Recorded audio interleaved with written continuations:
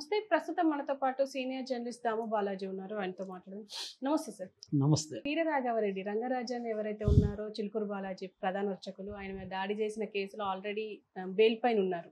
ఇప్పుడు సైన్ చేసి వస్తుంటే, కండిషన్ బెయిల్ పైన సైన్ చేసి వస్తుంటే దాడి చేశారు ఒక 20 మంది కలిసి వీరరాఘవరెడ్డి మీద అని చెప్పేసి ఒక వార్త బయటకు వచ్చింది. అండ్ చిన్న చిన్న గాయాలతో బయటపడ్డారు. అసలు ఏం జరిగిందంటారు సార్?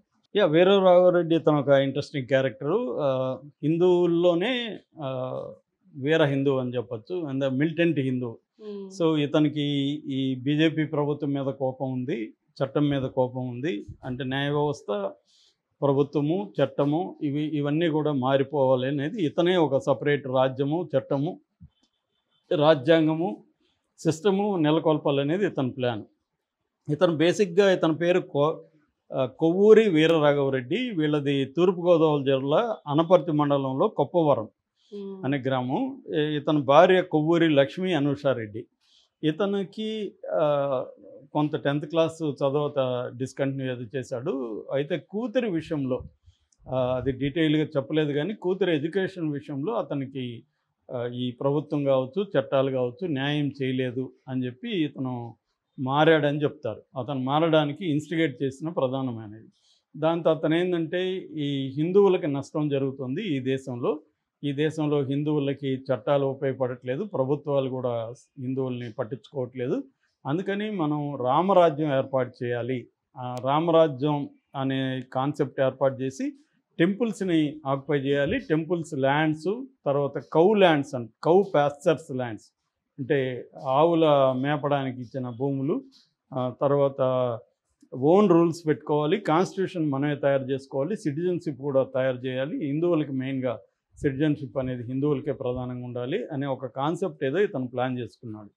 ఇతనికి ముందు నుంచి కూడా కొంత తీవ్రమైన మానసిక పరిస్థితి అంటారు. తీవ్రమైన మానసిక అంటే సైకాటిక్ బిహేవియర్ ఉన్నట్టుగా కనబడుతుంది. పారనాయియా లక్షణాలు కూడా ఉన్నాయి. పారనాయియా అంటే ఎక్కువగా ఏదో ఊహించుకోవడం. ఇతని ఒక 2 ఇన్సిడెంట్లు చెప్తే మనకి ఇతని మానసిక పరిస్థితి అర్థమవుతుంది. ఒకటి, ఒక సిఐకి ఫోన్ చేసి, నేను వెస్ట్ గోదావరి జిల్లా కలెక్టర్ని అరెస్ట్ చేశాను, నువ్వు రా, నువ్వు వచ్చి తీసుకెళ్ళు అని ఫోన్ చేశాడు. సిఐకి ఫస్ట్ మర్యాదగా మాట్లాడాడు. ఆడియో బయటకు వచ్చింది. ఆ తర్వాత సిఐకి షాక్ అయ్యాడు, ఎవడ్రా వీడని. ఇంకా కోపం వచ్చేసి ఇజ్జైంది. అంటే ఇతను అంత ఇదిగా మాట్లాడుతున్నాడు. అంటే నేను సిటిజన్ అరెస్ట్ చేయొచ్చు ఎవరినన్నా అని ఏదో నువ్వు రా అంటున్నాడు సిఐని. అంటే కలెక్టర్ నేను అరెస్ట్ చేశాను అని చెప్తున్నాడు. That is number 1. నెంబర్ 2 ఏంటంటే, అనేక ఇంటర్వ్యూలో నవగ్రహాలు నా కంట్రోల్లో ఉన్నాయని చెప్తున్నాడు. నవగ్రహాలు నా కంట్రోల్లో ఉన్నాయి, నేను ఎప్పుడు అనుకుంటే అవి అప్పుడు అలాగా వాటిని మార్చగలను, ఈ గ్రహాన్ని ఇక్కడ పెట్టగలను, ఆ గ్రహాన్ని అక్కడ పెట్టగలను అంటున్నాడు. ఒక పక్కేమో మనం స్పేస్ ఎక్స్ అవన్నీ అక్కడికి పంపిస్తూ అవన్నీ మొన్ననే ఆమె వెళ్ళొచ్చింది, సునీత విలియమ్స్. అలాగా ఒక పక్క ఇది చేస్తుంటే, ఇతనేమో నేను ఇక్కడ కూర్చొని గ్రహాలను మారుస్తాను అంటున్నాడు. అంటే క్లియర్గా ఇతని మానసిక పరిస్థితి అయితే క్లియర్గా లేదు. అట్లా లేదంటే మరి చాలాసార్లు కన్నింగ్ తెలివితేటలు కూడా ఉన్నాయి. అంటే ఈ పారనాయియా లక్షణాలు ఉండే వాళ్ళల్లో ఇవి కూడా ఉంటాయి. కన్నింగ్ తెలివితేటలు ఏంటంటే ఆర్గనైజేషన్ లక్షణాలు కూడా ఉన్నాయి ఇతనికి. ఎందుకంటే ఇతను ఒకడే చెడిపోలేదు, చాలామందిని చెడగొడుతున్నాడు. సో అందుకని ఇతను ఏం చేశాడంటే, ఒక ఎన్జిఓ ఫామ్ చేశాడు. కోసలేంద్ర ట్రస్ట్ అని ఒక ఎన్జిఓ ఫామ్ చేసి, ఆ ఎన్జిఓకి అధ్యక్షురాలు ఎవరంటే వీళ్ళ భార్య కొవ్వూరి అనూషారెడ్డి. వాళ్ళ భార్యను కూడా మ్యానిపులేట్ చేసినట్టుగా ఉన్నాడు. సో అంటే చాలామంది బయట చేయగలుగుతారు కానీ ఇంట్లో చేయలేరు. ఇతను ఇంట్లో కూడా సక్సెస్ అయ్యాడు, భార్యను కూడా మ్యానిపులేట్ చేశాడు. సో ఈ ట్రస్ట్ పెట్టి ఇతను ఏం చేస్తున్నాడంటే, ఒక యూట్యూబ్ ఛానల్ పెట్టాడు, కోసలేంద్ర టీవీ. రెండోది రామరాజ్యం.net అనే ఒక వెబ్సైట్ పెట్టాడు. దీని తర్వాత రిక్రూట్ చేసుకోవడం మొదలుపెట్టాడు తన టీంలోకి.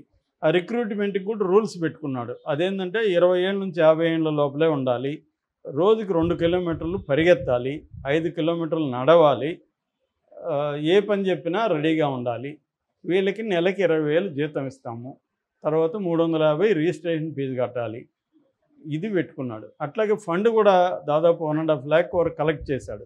80G కూడా సంపాదించాడు ఎన్జిఓకి. 80G అనేది అంత ఈజీ కాదు, అంటే ట్యాక్స్ ఎగ్జంప్షన్ అనమాట.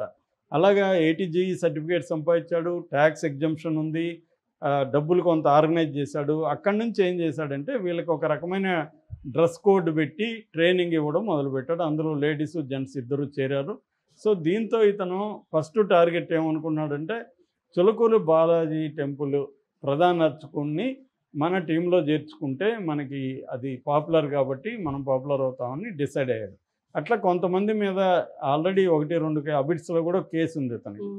అలాగా చిలుకూరు బాలాజీ టెంపుల్కి సంబంధించిన ప్రధాన అర్చకుడు రంగరాజన్. ఆయన ఏంటంటే చాలా విలువలు ఉన్న వ్యక్తి.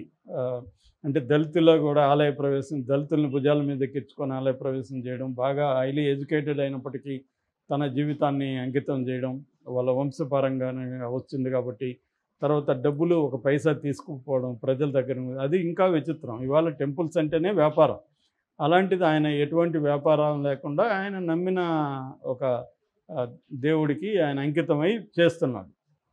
ఆయన్ని పోయి ఆయన మీద ఎవరన్నా దాడి చేయాలనిపిస్తుందా? ఆయన చూస్తే ఆయన మీద కూడా వీడు దాడి చేశారంటే మెంటల్ స్టెబిలిటీ గురించి మనం ఆలోచించాలి. సో అక్కడ పోయి ఇష్టం వచ్చినట్టు మాట్లాడి ఆయన అరెస్ట్ చేశాడు. ఆయన భయపడి కొంత 2-3 రోజులు సైలెంట్గా ఉండిపోయి ఆ తర్వాత ఆయనకి ధైర్యం వచ్చి బయటికి తీసుకొచ్చారు. దీంతో సీఎం రేవంత్ రెడ్డి దిగారు, అటు పవన్ కళ్యాణ్ లాంటి వాళ్ళు కూడా ఖండించారు.